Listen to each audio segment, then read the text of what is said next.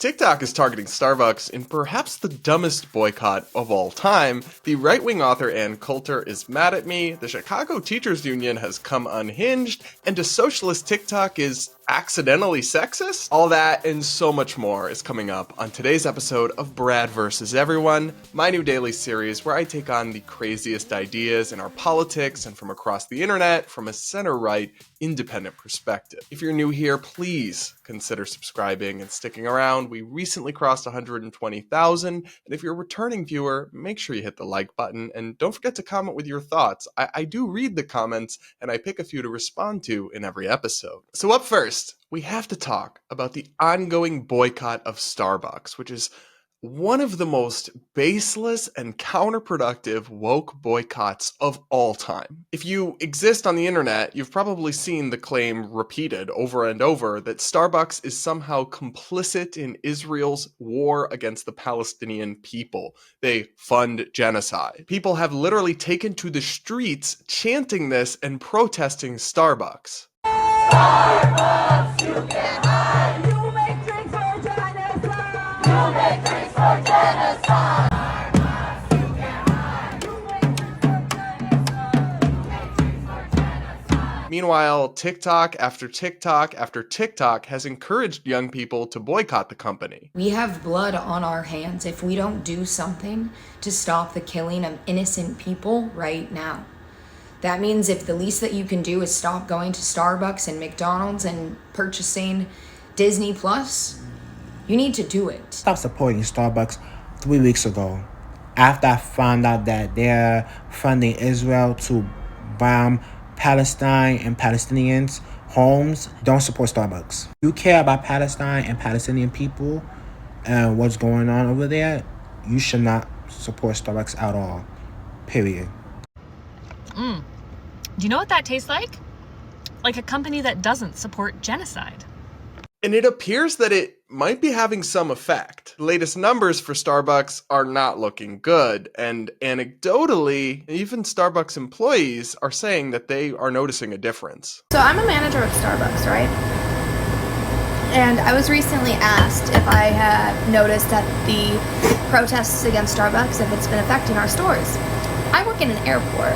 Protests typically don't hit us because we have so many out-of-country travelers, so many people who are just like, look, it's the green aprons, the red aprons, we're used to it, let's just go. But I can honestly say, even we're getting the effects. We're feeling the protests. Normally at this time, we have hundreds of customers. We typically make our store amounts before noon. We're not there. We're had not even half the amount of customers that we typically have on these days, especially this time of the year. So those protests are working. What's especially crazy to me, though, is that you actually have some Starbucks employees publicly posting online in ways that seem to be basically supporting the boycott of their employer.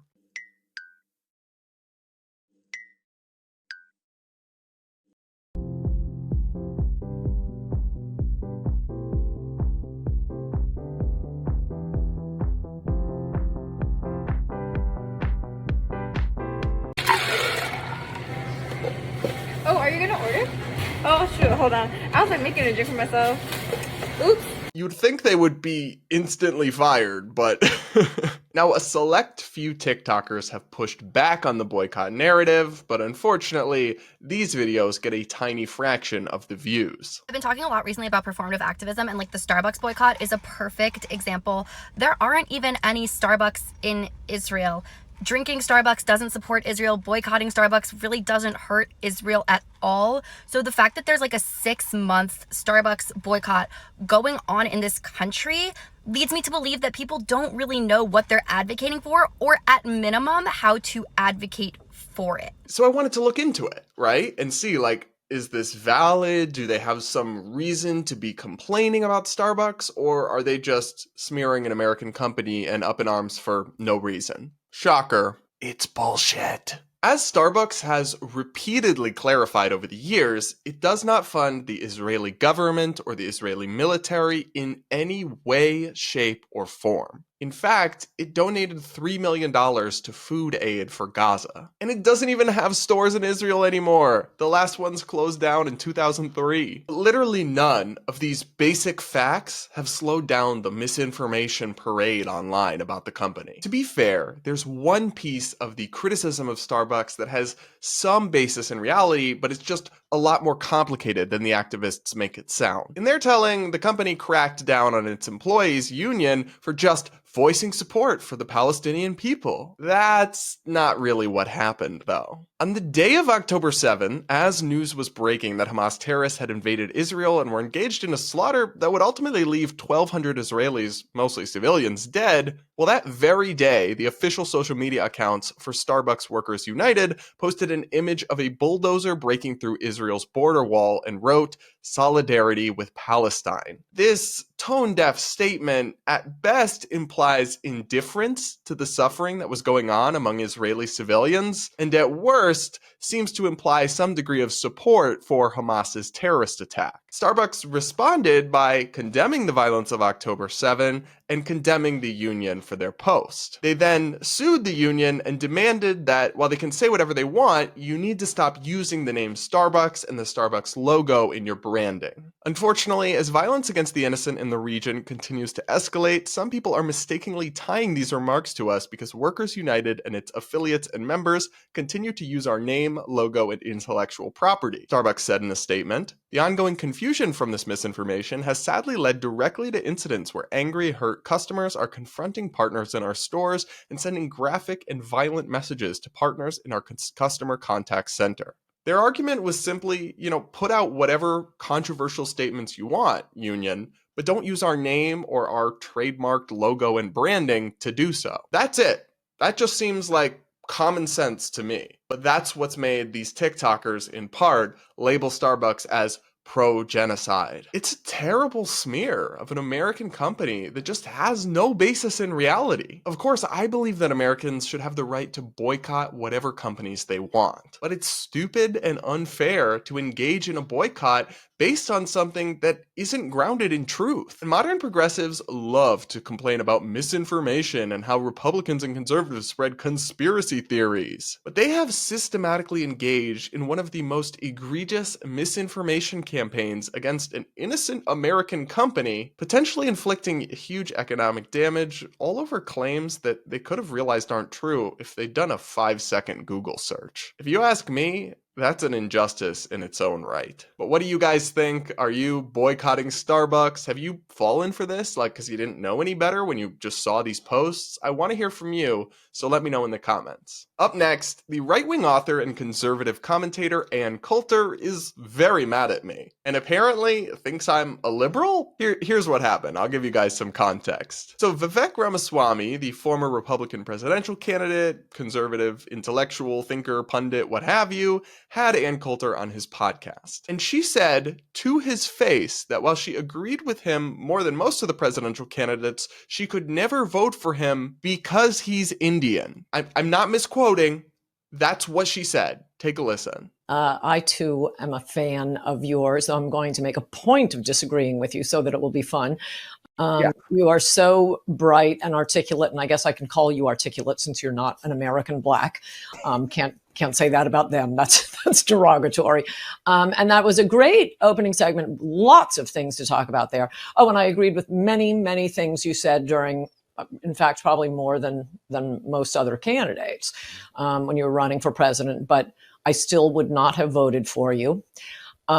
Because you're an Indian. Before I criticized her for this, I wanted to make sure she wasn't being taken out of context, so I went and listened to the whole discussion, which I can include a link to. And she really wasn't, because later she said that she only would support someone for president who has WASP heritage, white Anglo-Saxon Protestant. So her original position wasn't being mischaracterized or stripped from context. It's literally what she said. Anyway, I tweeted in response to these clips, so Ann Coulter is just racist? And you don't even stand up for yourself in the face of blatant racism? Because Vivek had said that he respects how she had the guts to speak her mind. And I guess it's good to engage with people who disagree with you, but if somebody said something that hateful and bigoted to my face, I'd argue with them a little bit more passionately than Vivek seemed to do. Anyway, my main criticism was of Anne, not of Vivek. Now, Anne quoted me and spread to her 2 million followers this statement. I notice how liberals are the only ones bringing race into this. They are race obsessed. She also said, "Good morning, liberals. Oh, you mean good morning to white people?" First, Anne, girly, I'm not a liberal, and you must not know who I am, and you're just making assumptions, and it looks kind of silly. But secondly, you can't say that we're the ones bringing race into it, your critics, when you literally said, on tape for the world to see, you wouldn't vote somebody because of their race. You made it about race, and yes, you engaged in blatant racism. Picking a politician should be about who has the best ideas and who is most qualified, not about immutable characteristics they can't control and really aren't relevant, like their skin color or their race. It's not liberal or woke to criticize people who explicitly endorse racial discrimination. It's just common decency. But hey, what do I know? Apparently I'm just a woke liberal. What do you guys think? Do you side with me or Anne in this little Twitter spat? Let me know in the comments, and don't forget to hit that like button. Up next, the Chicago Teachers Union has officially come unhinged. As Fox News reports, their latest demands cost a total of $50 billion and include huge pay hikes, abortions, and migrant accommodations. The Chicago Teachers Union is negotiating a new contract with the public school system and is understood to be calling for an extra $50 billion to pay for wage hikes as well as other demands such as fully paid abortions for its members, new migrant services and facilities, and a host of LGBT-related requirements and training in schools. To put the figure in context, the total base tax receipts for the state of Illinois last year were $50.7 billion. So the amount of money they're demanding in new wage increases and other costs is almost as much as the state brings in taxes in an entire year. The reporting continues. The incredible demands are being made despite its members delivering underwhelming results for its students, with only 21% of the city's 8th graders being proficient readers, according to the Last Nation's report card, which provides national results about students' performance. The union's demands have not been made public, but a leaked document sheds light on the eye-popping demands. Union President Stacey Davis Gates' audacious plan calls for members to bank at least 9% wage increases each year through fiscal year 2028. The average salary of a teacher in Chicago public schools is $93,000, according to research by the Illinois Policy Institute,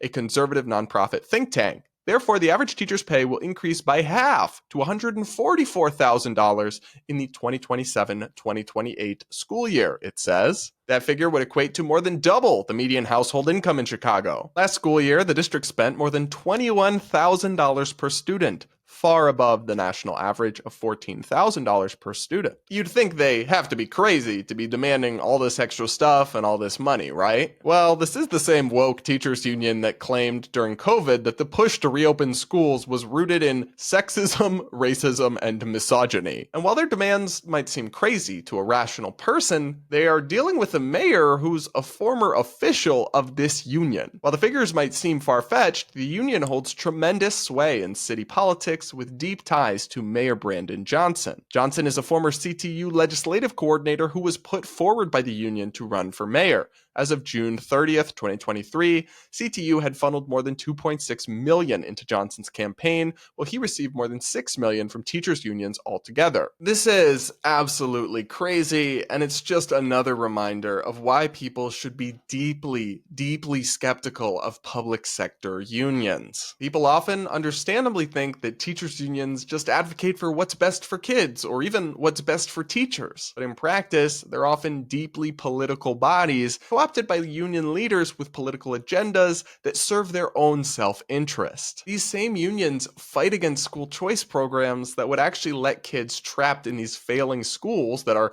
spending tons of money, that's certainly not the problem, go to a school that could actually help them and help them reach another stage of their life and be successful, while these unions fight to block that. At least in Chicago, the teachers' unions do not have the kids' best interests at heart, or even the teachers' interests, honestly, because they wouldn't wouldn't be making such crazy demands and roping in all this unrelated political stuff. They're an absolute joke, and they should be laughed out of these negotiations. But what do you guys think? Let me know in the comments below.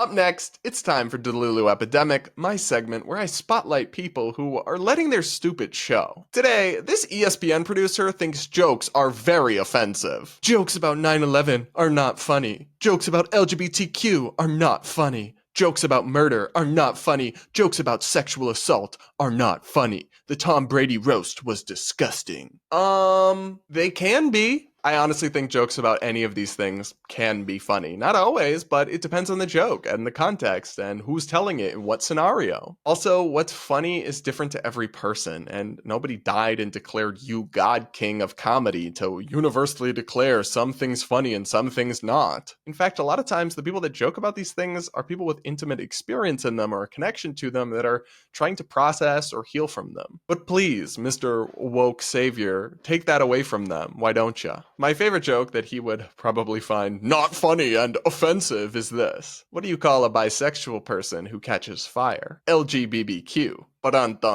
Okay, maybe I won't take up stand-up anytime soon. But I do hate when woke people just try to ruin comedy and ruin anything fun with this kind of negative, fun-killing attitude. Like, I'm sure this dude's really fun to be around at parties. I haven't seen the roast of Tom Brady yet, although I'll probably watch it at some point. But I will say, the fact that a mainstream Netflix production like that seems to have gone into such controversial territory on so many different things is actually a good sign to me that maybe culturally we're moving away from this woke scold attitude and people are starting to joke about things again. What do you think? Let me know in the comments. Up next, it's time for Brad vs. TikTok, my segment where I react to the craziest ideas floating around the Clock app. Buckle up and get ready to lose some brain cells with me, but first, don't forget to subscribe and hit that like button as we go along. Now, this socialist TikTok is at least meant in part as a joke, so don't take it too seriously, but I found it interesting because in its unhinged anti-capitalist ranting,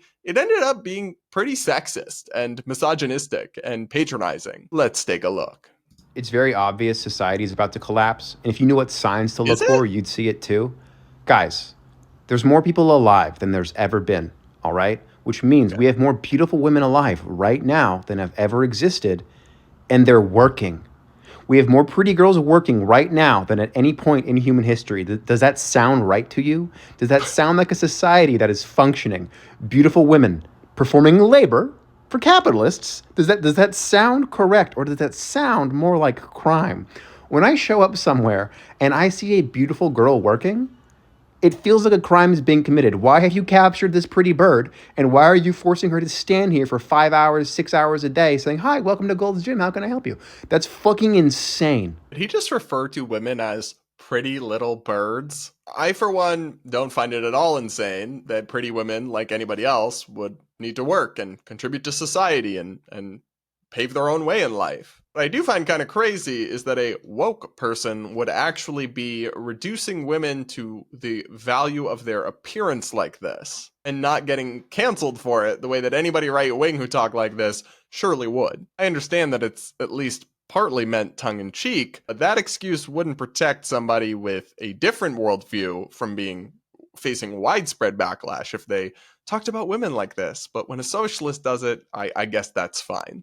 That's insane. Beautiful women working? Go back any time in history. Find the prettiest girl you can. Ask her what she does for work. She'll be confused. Why do pretty girls work? Why would a pretty girl ever work? She's pretty. But now we live in a time where we have beautiful women who are broke. What is he even talking about? If you'd gone back in time and found the most beautiful girl, depending when you went back in time to, you might have found the most beautiful girl and she would have been forced into slavery working on a plantation. Or in the 20th century, she might have been working in a mill somewhere. But the fact that some women have to work 5 hours at a minimum wage job or something, that's supposed to be outrageous to us? Beautiful, broke women working 2 jobs. You go to Dunkin' Donuts, fuck, it's the same girl from Gold's Gym. Now she works at Dunkin' Donuts. Hey, why are you working at Dunkin' Donuts? Oh, you have no money? How the do pretty girls have no money? That makes no sense. And I know some people are like, well, you don't think women should be allowed to work? They shouldn't be allowed to. Women should be allowed to work, but they should be given the option, if they're pretty, to do a different type of job. Y'all, it's crazy to me. I know it's not meant 100% seriously, but to see a man say that women should have different opportunities in life based on their looks, and yet this content is getting likes and tons of views and not backlash, like the woke cognitive dissonance is unreal. Pretty girls should be allowed to join the military in their own branch, the Barbie Force, and they should be allowed to go around the United States Okay, now he's just buying trolling. stuff. We should pay beautiful women to shop. Unironically, we have the Army Corps of Engineers, and they go around to make sure infrastructure is good. We need economic infrastructure. The way you achieve this is you employ beautiful women to go from town to town, and you give them government money to buy shit with, and then you make them buy local things. They have to buy from like locally made products, and you send them as a troop, right? So now you've created a society where from town to town, you have a carnival going with the most beautiful people, and they go to your main street and they buy a bunch of shit with government money, and they put the tax dollars back into the community. And then after every 6 months, they donate everything to low-income families. Now you've created a situation where beautiful women get to serve their country, do what they're best at, shopping and hanging out, and we can throw them a parade whenever they show up in town. Okay, so now, even though he's obviously trolling, he accidentally just reminded us why progressive economics are so idiotic. Government money is going to be spent and stimulate the economy in all these places. You mean taxpayer money, babe. And it has to come from somewhere else, either directly through taxes, where they just take it out of our pockets and spend it somewhere else, in which case you're not stimulating the economy, right? Because that would have been spent somewhere else, but now it's being just spent somewhere else. There's no stimulation going on. Or they take it from us indirectly through more debt or through printing money and causing inflation, which it's a little less direct, but the same thing still holds true. The government doesn't have a magical horn it can just use to make resources appear out of thin air. All it can do is move resources around in the economy and redistribute things. And instead of being invested where they're most in demand through a market, that money and resources gets allocated through politics and inefficient government bureaucracy. But we're supposed to believe that stimulates the economy. Y'all see the incoherence yet? We can literally parade them around, and yet we what? We think they should work 2-3 jobs instead? That's stupid now.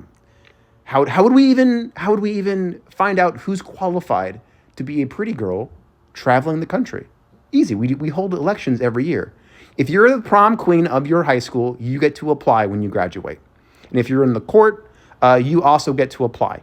That's fair. That's democracy. And now, also, if anyone's ever played World of Warcraft, you know you don't do a raid with 40 DPS. You need some tanks. You need some healers. All right. So how do we do that? Well, we're going to need a few gays. Oh. We're going to need some drag queens for flavor. We're going to need some people who majored in fashion, because this is about culture. This is about making the culture better. So you take all of these Barbies, you throw in a few Kens, and then you give them some support classes, some tanks, some healers, some clerics, right? And then you send them from town to town, and you stabilize this economy. You fund small businesses, and you get these beautiful women out of the mines. Yeah, because there are so many women working in mines in America. This is the kind of shit I'm gonna miss if TikTok gets banned. Just the sheer delusion, the sense of humor sort of tied into half serious but incredibly insane notions about politics and economics. The comment section on this was wild. Free my sisters and I from these shackles. Cries in beautiful broke working woman. I'm here for Barbie Force. Sign me up. Let him cook. I'm literally just a girl. Give this man a podcast. No, literally, we weren't built for this. I'm putting your name on the ballot. I can't tell if this is satire or not anymore. There's some truth to every joke. Y'all, I can't handle it. I can't take any more of this TikTok stuff. I'm incurring brain damage at this point, all for your entertainment and viewing pleasure. I hope you're happy. Guys, let me know what you thought of that one in the comments below. And don't forget to hit that like button and maybe even consider subscribing. Now, before we wrap up today's show and take a break for the weekend, I'll read a few of your comments that y'all left on the last episode. One person writes, I don't understand the confusion over the surname Polumbo. I assumed it was Italian, and in fact, when I Googled it, I got this bit of info. The Polumbo family crest depicts a dove with an olive branch in its beak. Due to this, many consider the meaning of Polumbo to be dove of peace. pretty cool. I have no idea if that's true or not, to be honest. Polumbo is actually a very common Italian name, which part of my family ancestry is Italian, I think Sicilian, but it's usually spelled P-A-L, and that might have just gotten changed to P-O-L somewhere along the line a few generations back. I really don't know. Another person says, what time is your release in the US? Because it's about 7:30 a.m. in Australia, perfect for my morning commute. I get to work and I'm like, babe, your DELULU is showing. That's awesome. It's so cool that I have viewers from all over the world. Like, I can see the map, guys, and it's honestly kind of takes my breath away. I'm aiming to release this at 6 p.m. Eastern time every day, although I am doing all the production myself right now, so sometimes I run a little behind. Another person said, I love your commitment to your morals, values, and the Constitution before ideologies or political parties. That said, YouTube does give me Trump ads on your videos. I can't do anything about that, but please don't take that as my endorsement, because it is not. Another person said, did you bother to ask Rand Paul about his extreme anti-LGBT views, including you? Well, no, because the news right now and what we're discussing is TikTok being banned in the United States. A while back, though, when Congress voted on the Respect for Marriage Act and Rand Paul voted against it, that was basic gay marriage legislation, I actually did publicly criticize him, even though I agree with him on a lot of things. And at the time, I interviewed several members of Congress who voted for and against it, and the ones that were against it, even if I like them and agree on a lot of things, I did grill them on it. But I'm not going to randomly badger people about unrelated issues